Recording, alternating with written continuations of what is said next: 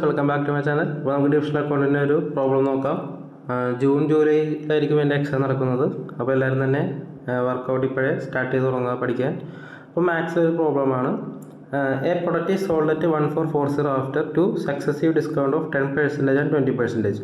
What is the market price? അപ്പോൾ ഇതിനകത്ത് നമുക്കൊരു 2 ഡിസ്കൗണ്ട് വരുന്നുണ്ട്. അപ്പോൾ ഇതൊരു എഫക്റ്റീവ് ഡിസ്കൗണ്ടിൻ്റെ ഒരു പ്രോബ്ലമാണ്. ഒരു പ്രൊഡക്റ്റ് 10%, 20% ഡിസ്കൗണ്ട് കൊടുത്തിട്ട് 1440 സെല് ചെയ്തത്.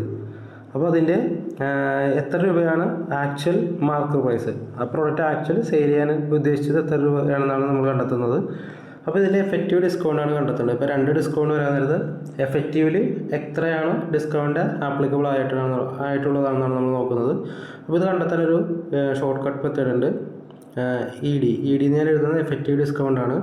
അതിനൊരു ഫോർമുല എന്ന് പറയുന്നത് A+B minus A into B by 100.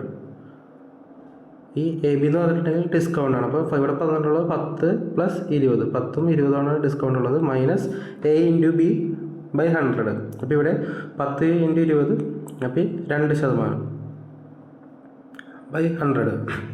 അപ്പോൾ ഇവിടെ ആൻസർ വരുന്നത് 10 30 - 2 28%. അപ്പോൾ എഫക്റ്റീവ് ഡിസ്കൗണ്ട് 28% ആണ്. അപ്പോൾ ഇവിടെ ചോദിച്ചിട്ടുള്ളത് മാർക്കറ്റ് പ്രൈസ് കണ്ടെത്താൻ വേണ്ടിയാണ്. അപ്പോൾ ഇവിടെ സെല് ചെയ്ത പ്രൈസ് 1440. ഇതെന്ന് പറഞ്ഞിട്ടുണ്ടെങ്കിൽ 28% ഡിസ്കൗണ്ട് കഴിഞ്ഞിട്ടുള്ള പ്രൈസാണ്. അപ്പോൾ ഇതെന്ന് പറഞ്ഞിട്ടുണ്ടെങ്കിൽ 72% ആണ്. ഡിസ്കൗണ്ട് 28% കുറച്ചിട്ട് ബാക്കിയുള്ളതാണ് 1440. അപ്പോൾ ഇത് ആക്ച്വൽ എത്രയാണെന്ന് കണ്ടെത്താൻ വേണ്ടി നേരെ ഡിവൈഡ് ചെയ്താൽ മതി. 1440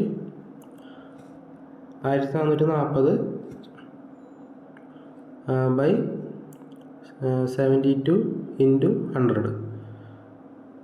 അപ്പോൾ ഇത് സോൾവ് ചെയ്യാൻ നേരത്ത് എത്രയാണ് നമുക്ക് ആക്ച്വലി കിട്ടിയത് നമുക്ക് അറിയാൻ പറ്റും. അപ്പോൾ 72-ൽ 1 ടൈം, ഇതിൽ 2 ടൈംസ്, അപ്പോൾ 20. അപ്പോൾ 20 × 100. അപ്പോൾ ആക്ച്വൽ പ്രൈസ് 2000 ആണ്. അപ്പോൾ ഓപ്ഷൻ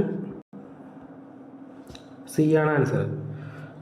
ഇത് നമുക്ക് ചെക്ക് ചെയ്ത് നോക്കാൻ വേണമെങ്കിൽ 2000 ആദ്യം 20% ഡിസ്കൗണ്ട് കൊടുക്കുക. അപ്പോൾ 2000-ൻ്റെ 20% പറയുമ്പോൾ 400, അപ്പോൾ 1600, പിന്നെ 1600 എക്സ്ട്രാ 10% കൂടി കിട്ടി. അപ്പോൾ 1600-ൻ്റെ 160, 1600 മൈനസ് 160 ചെയ്യാൻ നേരത്ത് 1440 കിട്ടുന്നത്. അപ്പോൾ ഇങ്ങനെ റീചെക്കും കൂടി ചെയ്യാൻ വേണമെങ്കിൽ. അപ്പോൾ ഈ ഒരു ഇക്വേഷൻ പഠിച്ചു വെക്കുക. എഫക്റ്റീവ് ഡിസ്കൗണ്ടിൻ്റെ ഫോർമുലയാണ് ഇത്. ഇമ്പോർട്ടൻറ്റ് ഫോർമുലയാണ്. നമുക്ക് ഈ ഫോർമുല അറിഞ്ഞിട്ടുണ്ടെങ്കിൽ നമുക്ക് ഈസി ആയിട്ട് കണ്ടെത്താൻ കഴിയും. അപ്പോൾ നെക്സ്റ്റ് ഈ ഒരു ഫോർമുലയാണ് ഇതിനകത്ത് ഇമ്പോർട്ടൻറ്റ്.